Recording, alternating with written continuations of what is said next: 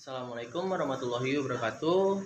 Izinkan saya memperkenalkan diri saya. Nama saya adalah Bages Azana Putra dari Universitas Dian Nusantara. Saya dari Fakultas Bisnis dan Ilmu Sosial, dari jurusan Manajemen dan dari kelas Sabtu pagi semester 1 kampus Cibubur.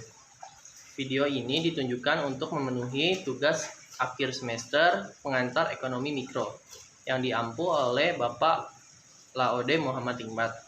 Berikut saya akan memberikan penjelasan tentang pendekatan nilai guna kardinal terhadap perilaku konsumen, baik dari pengertian dan beberapa materi yang saya akan sampaikan sebagai berikut.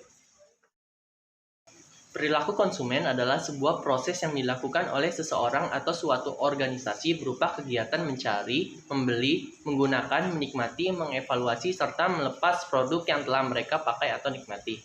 Untuk melakukan kegiatan konsumsi, memenuhi kebutuhannya, perilaku konsumen berlaku pada beberapa tahap, yaitu pada tahap awal sebelum pembelian, saat pembelian, dan setelah pembelian. Sebelum melakukan pembelian, para konsumen menggali informasi tentang produk yang mereka inginkan. Sedangkan pada tahap pembelian, konsumen akan melakukan transaksi dengan produsen, membayar produknya.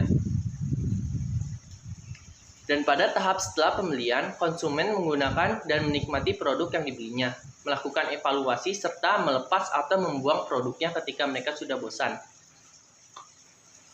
Perilaku konsumen bisa dilihat dari beberapa pendekatan di mana pendekatan tersebut akan memberi jawaban tentang maksud dari perilaku konsumen tersebut. Ada dua jenis pendekatan terkait hal tersebut, yaitu pendekatan nilai guna atau utility kardinal dan pendekatan nilai guna atau utility ordinal. Pendekatan kardinal adalah suatu daya guna atau nilai guna yang bisa diukur dengan suatu uang atau utilitas. Nilai guna tersebut memiliki tingkat yang sesuai dengan subjek yang menilainya. Pendekatan memiliki asumsi bahwa sebuah produk yang memiliki kegunaan lebih bagi konsumen, maka itulah yang paling diminati. Untuk itu, pendekatan ini sering disebut dengan pendekatan dengan penilaian yang subjektif. Gosen hidup pada masa 1810 sampai 1858. Pada 1854, beliau menuliskan sebuah karya ilmiah yang dibukukan. Karya ilmiah tersebut merupakan pendahulu dari pemikiran-pemikiran yang dikembangkan oleh para pakar neoklasik. Di antara pemikiran-pemikiran beliau, terdapat dua pemikiran dasar yang menonjol yang dikenal dengan dua hukum Gosen, yaitu hukum Gosen pertama dan hukum Gosen yang kedua. Hukum Gosen 1 menyatakan bahwasannya kepuasan konsumen akan menurun ketika kebutuhan mereka dipenuhi secara terus-menerus. Hukum Gosen 2 menyatakan bahwasannya seorang konsumen akan terus-menerus memenuhi kebutuhannya sampai mencapai intensitas yang sama. Hipotesis utama teori nilai guna.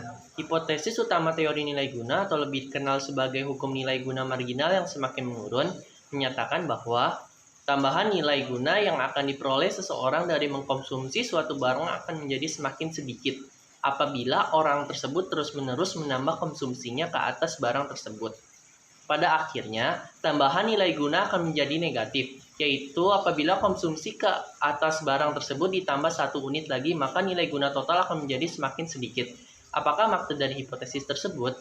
Pada hakikatnya, hipotesis tersebut menjelaskan bahwa pertambahan yang terus-menerus dalam mengkonsumsi suatu barang tidak secara terus-menerus menambah kepuasan yang dinikmati oleh orang yang mengkonsumsinya. Pada permulaannya, setiap tambahan konsumsi akan mempertinggi tingkat kepuasan orang tersebut. Misalnya, apabila seseorang yang berbuka puasa atau baru selesai berolahraga memperoleh segelas air, maka ia akan memperoleh sejumlah kepuasan daripadanya. Dan jumlah kepuasan itu akan menjadi bertambah tinggi apabila ia dapat meminum segelas air lagi. Kepuasan yang lebih tinggi akan diperoleh apabila dia diberi kesempatan untuk memperoleh gelas yang ketiga. Pertambahan kepuasan ini tidak terus-menerus berlangsung. Katakanlah, pada gelas yang kelima, orang yang berpuasa atau berolahraga itu merasa bahwa yang diminumnya sudah cukup banyak dan sudah memuaskan dahaganya.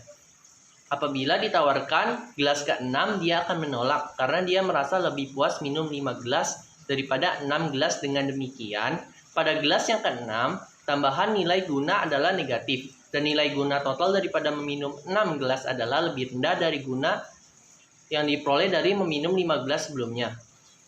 Selanjutnya, saya akan menjelaskan bagaimana menganalisa perilaku konsumen dalam angka dan grafik sebagai berikut.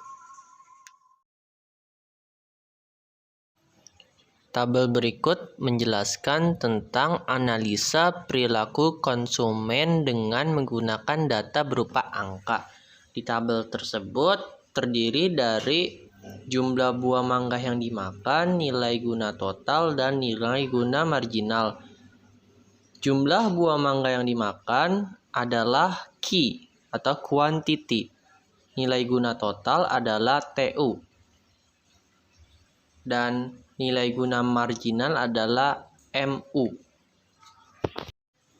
Dari data tersebut, maka dapat dituliskan rumus sebagai berikut. Contoh yang bisa diambil adalah ketika kita ingin mencari marginal utility data ketiga, maka rumus yang digunakan adalah total utility ketiga dikurang total utility kedua dibagi quantity ketiga dikurangi quantity kedua. Rumus ini berlaku untuk semua data yang ada di tabel tersebut. Cara yang paling mudah untuk memahami bagaimana cara mencari nilai guna marginal adalah dengan mengurangi nilai guna total dengan data nilai guna total yang sebelumnya. Grafik di samping merupakan grafik dari nilai guna total. Kurva nilai guna total bermula pada titik 0, yang berarti pada waktu tidak terdapat konsumsi, maka nilai guna total adalah 0. Pada mulanya nilai guna total adalah menaik, yang berarti apabila jumlah konsumsi bertambah, maka nilai guna total bertambah tinggi. Kurva nilai guna total nilai menurun pada waktu konsumsi melebihi dari jumlah kepuasan konsumen.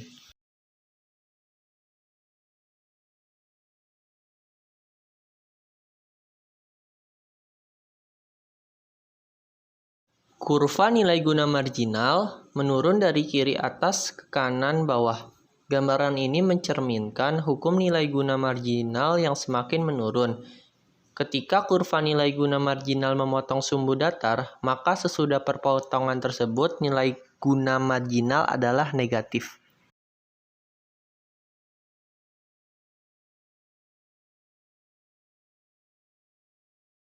Salah satu persoalan penting dalam teori ekonomi adalah setiap orang akan berusaha untuk memaksimumkan kepuasan yang dapat dinikmatinya. Dengan kata lain, setiap orang akan berusaha untuk memaksimumkan nilai guna dari barang-barang yang dikonsumsinya.